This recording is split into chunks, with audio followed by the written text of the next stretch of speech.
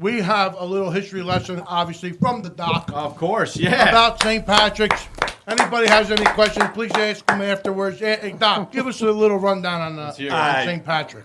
First, before anything else, those people, anyone who may have a problem, right, can actually read a book called The Confession.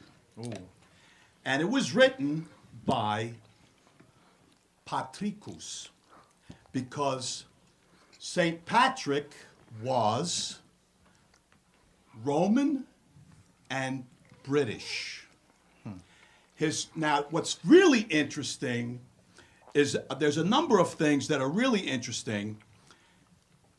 Is that the period in which he's born in is in the 5th century, around 450 AD, which is right after the Bible as we know it is assembled by Constantine, Emperor Constantine. It is also in the period where the Roman Emperor Constantine moves the capital of Rome to Istanbul. But in those days it was called Constantinople. And an interesting detail is that Constantinople, Istanbul, is built on 7 hills. It's built on 7 hills. And during that time, which is also interesting, is that Patricus, because he was Roman, Latin name. a Latin name, his grandfather was a priest. Now you say, wait a minute. Yeah. Rome, a Roman, in the 5th century, and his grandfather was a priest. Now his grandfather was a priest, which kind of tells you that in that period of time, priests still got married. No. Because his grandfather is a priest. Yeah, His father is a deacon to the church.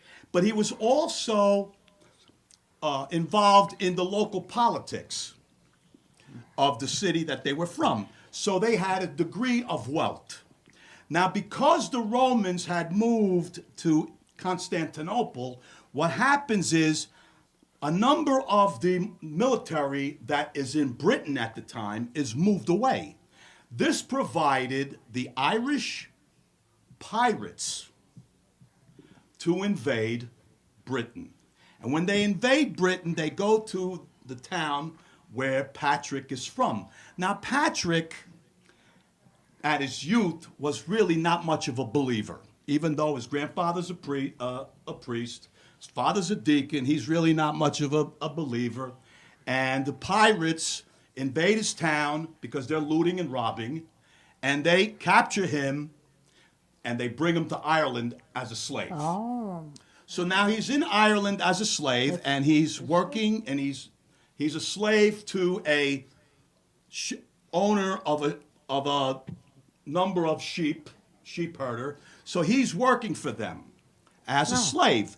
Now, as he's in slavery, he begins to turn and become more faithful in God. Oh. This is his sort of like his conversion, because he had been, sort of a rebel in his teens. And now here he is, he's getting older, and he realizes the teachings from his father and his grandfather, and he's starting to become more righteous. When he does, he gets a dream. And in the dream, it says, there is now a ship at the harbor, and you are to take it to go home.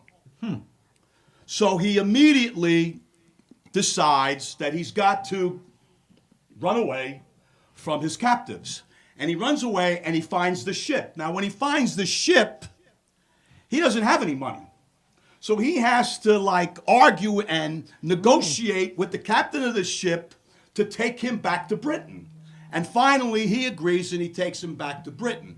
Now, when he comes back to Britain, he enters into the clergy, and he in the family footsteps, you might say. While he's doing that, he has another dream. All right? He has another dream, and in this dream, he dreams of several Irish people come to him with a letter. And the letter is begging him to go to Ireland to convert the pagan Irish into Catholicism. So he leaves and he becomes this evangelist, and he goes to Ireland to preach to the Irish, who at the time were pagans. Now, throughout his whole entire life, he always fears for his life because he's in a place where some of the people may not appreciate what he's trying to do. And we've heard stories that, he's casted out the snakes in Ireland. And because he's in Ireland, it's where the change in his name goes from Patricus to the Irish Gaelic form of Patrick. So that's why we call him Patrick.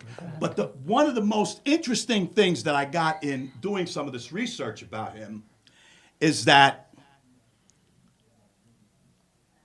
he rose more people from the dead than anyone. Than any saint? Than any saint, and obviously even the Lord Christ, because we know he did it at least twice. But it says that he actually did it more than anyone else. Wow. Never knew that. Okay, that's something. And he writes this in his own book called The Confessions. And the reason it's called The Confession is because we're getting that part of his life where he was not really a believer. And he becomes a believer, and as he does, he gets these dreams. And he hears the Lord speak to him, and that's what made him go to Ireland, where he becomes a saint, this evangelist, and he becomes the patron saint of Ireland. And for those Irish people that are listening to this, listening to me share this with you, please do not be offended that he was a Roman and British. He had Roman, and in fact, to even close that even further, his family practiced Romanism. So that in their lifestyle, in their home, they lived the way a typical Roman would have lived in the 5th century. So that's a little history All right. of St. Patrick. Great job. take it personal, Irish. He's not Irish. Well, I'm going to be honest with you. That you, everybody always asks. Nobody knows. They crazy, just though. say, "Oh, Italian. He was Italian." I just the doc. If you got any questions, you can reach out to the doc and debate with him anytime. But he does the research, and that's why we love call how he him goes Bravo, really in depth. dottore. An unconscious man with memory loss under a pile of trash has an out-of-body experience. He begins by following a homeless man that leads him to follow several people, a bird, and a dog.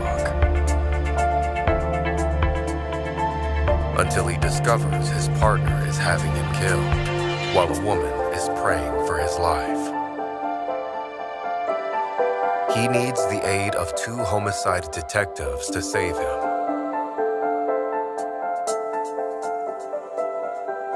During his following and the need for physical salvation,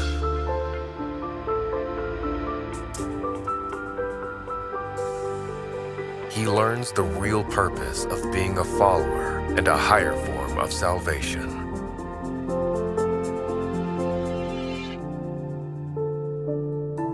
Matt 2540 by Anthony F. Raimondo.